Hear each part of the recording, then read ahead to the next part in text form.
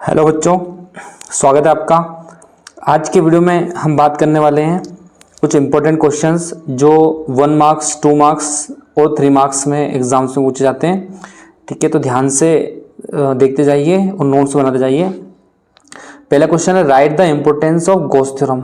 ठीक है, तो गॉस थ्योरम तो आपने पढ़ा है, लेकिन उसके क्या इम्पोर्टेंस होता है उसका। तो Gauss theorem is used to determine the electric field intensity developed due to charge और सिस्टम ऑफ चार्जेस। ठीक है, ये जो होता है बहुत सारे चार्जेस का एक सिस्टम है, उस सिस्टम की वजह से due to system of charges है ना, चार्जेस के सिस्टम की वजह से जो इंटेंसिटी ऑफ इलेक्ट्रिक फील्ड है, तो intensity of electric field find करने के लिए इसका यूज किया जाता है।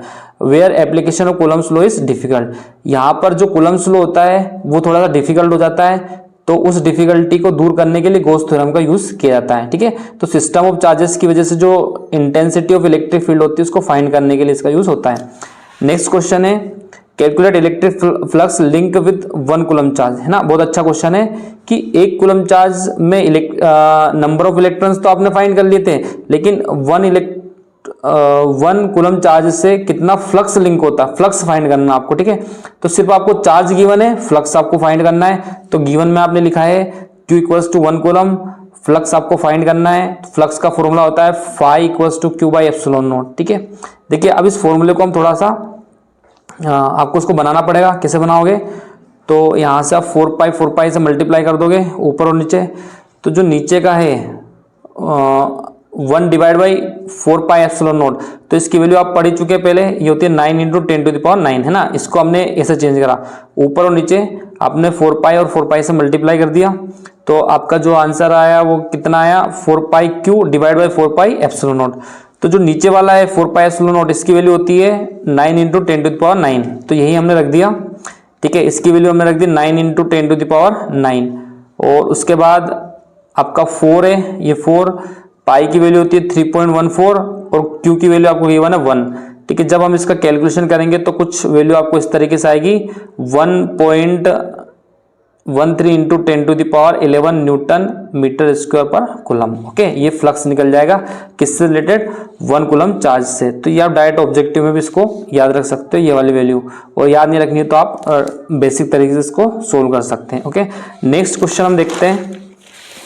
नेक्स्ट क्वेश्चन है आपका, calculate charge in 1 coulomb in the nucleus of 7n14।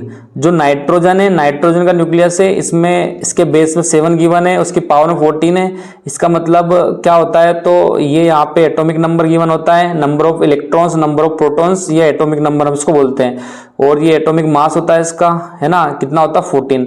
तो आपसे क्या पूछा गया है, इसमें कितना चार्ज, कैलकुलेट चार्ज इन, इसमें चार्ज आपको कैलकुलेट करना है। ठीक है, चार्ज क्या करना है, कैलकुलेट करना है।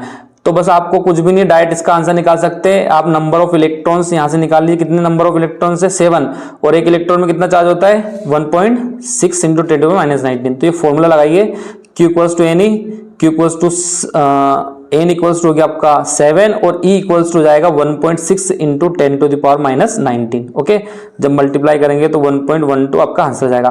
तो ऐसे किसी भी क्वेश्चन में आपको कोई भी एटम आपको गिवन हो, कोई भी न्यूक्लियस आपको गिवन हो, तो उस न्यूक्लियस में आप नंबर ऑफ इलेक्ट्रॉन या नंबर ऑफ प्रोटॉन निकालिए।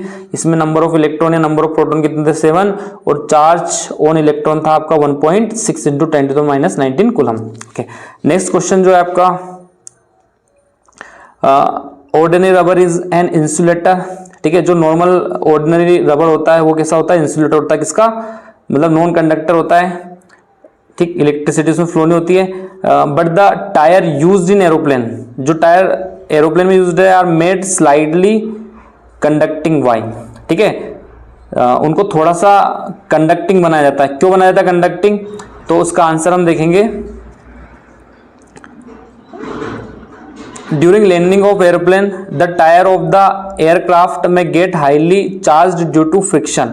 ठीक है, मतलब होता क्या है कि जब एरोप्लेन का टायर जब लैंड करता है, मतलब एरोप्लेन लैंड करता है, तो जो टायर होते हैं वो धीरे धीरे क्या होते हैं, चार्ज होने लगते हैं। ठीक है, फ्रिक्शन की वजह से और एयर फ्रिक्शन की वजह से, तो वो हाईली चार्ज हो जाता है धीरे धीरे, क्योंकि स्पीड इतनी ज्यादा होती है कि थोड़ा थोड़ा चार्ज करके बहुत ज्यादा चार्ज उनमें हो जाता है। ठीक है, if the tyre are made slightly conducting tyre को अगर हमने थोड़ा सा कंडक्टिंग बनाया है इसको, तो they will loses the charge to the earth, है ना। तो उनका जो चार्ज है वो टायर से कहाँ चला जाता है, अर्थ में चला जाता है। तो उसका अर्थ में जाने से टायर पर चार्ज कम हो जाता है। Otherwise too much of static electricity accumulated, है ना। अगर एक्यूमुलेटेड मतलब कि उस पर अगर इकट्ठा हो जाता है, अगर चार्ज इकट्ठा हो जाएगा तो product spark can result in fire. तो क्या होगा, इसकी वजह से स्पार्क होगा और उसमें आग लग सकती है, अगर चार्ज को उस पर ही इकट्ठा कर दिया तो। ठीक है, नेक्स्ट क्वेश्चन है आपका, you are going a car if suddenly, आप कार में जा रहे हो और एकदम से क्या होता है, थंडर, है ना, एकदम से बिजली गिरती है, strikes, then how will you be saved. तो इस कंडीशन, आप कार से जा रहे हो और एकदम से बिजली गिरने वाली है, तो आप अपने आप को कैसे सुरक्षित बचाओगे। ठीक है, तो पहला है you will lay down on the ground, क्या आप जमीन पर बैठ जाओगे। और सेकेंड है you will stay inside the car keeping the window close, क्या आप दूसरी कंडीशन ये है कि कार के अंदर खिड़की बंद करके बैठ जाएंगे। ठीक है, तो इसका आंसर हो जाएगा कि कौन सा ऑप्शन इनमें सही है। तो in order to save our self, है ना, हमें अपने आप को बचाने के लिए करना पड़ेगा, we should stay inside the car because if thunder strikes the charge will distributed over the upper outer surface of car, hence we will feel any shock. ठीक है, अगर हम कार के अंदर बैठ जाएंगे दरवाजा खिड़की बंद करके, तो जो थंडर है यानी कि बिजली जो गिरेगी कार के ऊपर, वो उसके आउटर शेल पे रहेगी, है ना। सारा चार्ज कहाँ रहता है, आउटर शेल। जो भी होलो स्फेयर कंडक्टर होता है या कोई भी इस होलो इस कंडक्टर होता है, सारा चार्ज कहाँ रहता है, उसकी बॉडी पर ही रहता है, उसका सरफेस पर रहता है, अंदर कोई चार्ज नहीं रहता। तो हम उसमें आसानी से सुरक्षित बच सकते हैं। लास्ट क्वेश्चन है, vehicle carrying inflammable material usually have metallic chains attached, है ना।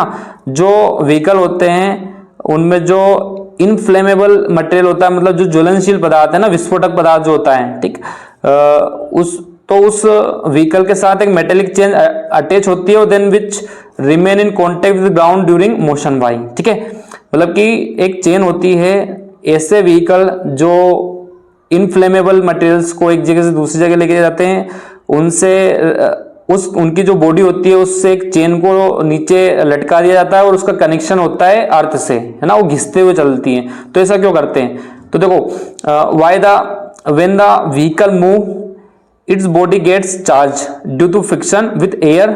ठीक है, जो व्हीकल होता है उसकी जो बॉडी होती है वो एयर के फ्रिक्शन की वजह से क्या होने लगती है, चार्ज होने लगती है। Moreover the tyre get charge due to friction with road surface, और सेम जो टायर होते हैं रोड के फ्रिक्शन की वजह से टायर भी क्या हो जाते हैं, चार्ज होने लगते हैं।